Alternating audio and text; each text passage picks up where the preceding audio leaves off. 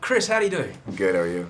I'm really fascinated by the reverse Winklevoss twin technique used in this film. Right. Could you take me through it? Sure.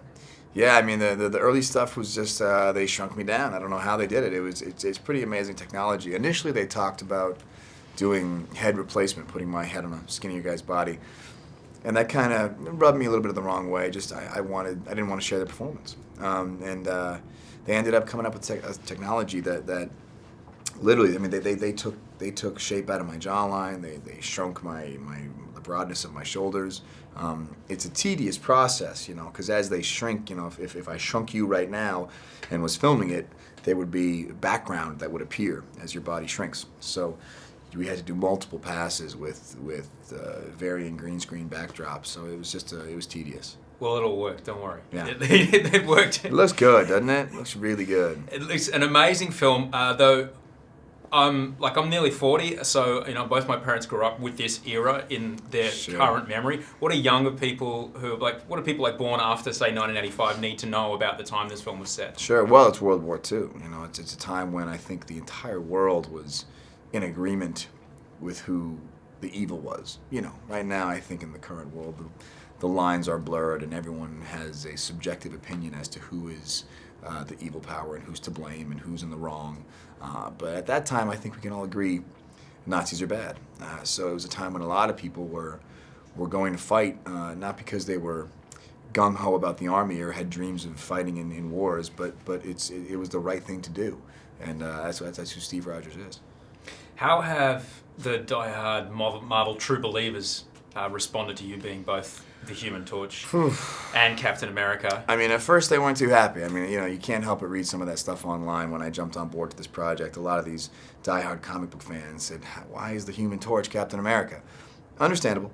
But hopefully if we did our job in this movie, we'll be able to kind of erode that memory. They did team up at one stage, I do believe, to fight Nazis. They did. I've seen those comic books. It's pretty cool when you see them both on the cover and you think, I'm both those dudes. Yes, but where is Submariner now? No one cares for him. Tommy Lee Jones looks like he doesn't suffer fools. What's he like to work with? No, he certainly doesn't. That's how to describe Tommy. He's amazing. He's so good. He's so prepared. He's not one of those actors who doesn't do his homework. He comes to work knowing what he has to do.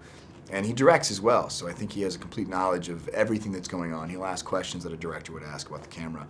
And he's not one of those actors that comes to set and just keeps looking at his watch and goes back to his trailer when it's on my coverage. He sits there, he does his lines, he works hard, and if there's anything you need out of him, he'll do it. He's very willing, and it's always nice when you meet an icon like that who's still willing to roll his sleeves up and do the work. People look at their watch and leave when their camera's not on them. Really? Oh yeah. Believe me, I got horror stories of, because you do coverage. We'll do the camera on you, and I'll stay off camera, and then the camera's on me, and then you stay off. But some actors, when the camera's on me, they say, okay, I'll be in my trailer, and you can have one of the guys from the crew read the lines, and you say, oh man, really? That happens. It must be hard for you as an actor. Well, you just want to be. That's why you when those moments happen, you say, all right, I'm never going to do that. I'm going to make sure I'm always giving and always there for my fellow actors. In a movie about super weapons and future technology, Captain America, besides a few one or two handgun moments, is pretty much hand-to-hand. That's right. Well, that's kind of how he came up. It was a question of whether or not to give him a gun, because in a lot of the Captain America comic books, he doesn't have a gun. He does in a couple. I know it's a dispute, but he does in a couple have a gun. And the fact is, it's a war. It's a war. I mean, it just wouldn't have made logical sense for him to not have a gun. We kept it with a handgun just because it would have seemed strange to have a shield in one hand and a giant Tommy gun in the other. But yeah, I mean, at times, if you're running through battlefields, you need a firearm. Right.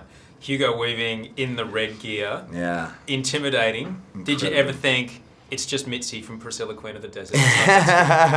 Well, that's it. I mean, he's such a sweet man in general. He's such a nice guy. So it's so funny. It's so strange to be speaking to him, and he's so positive and friendly. Oh, good morning, Chris. How are you? And you come in, and we're chit-chatting about theater or something, and it's just this horribly terrifying face with this big smile on it. It's such a strange thing to wrap your head around, but he was so good about it. That's not an easy thing to have on your head all day, and he never complained once.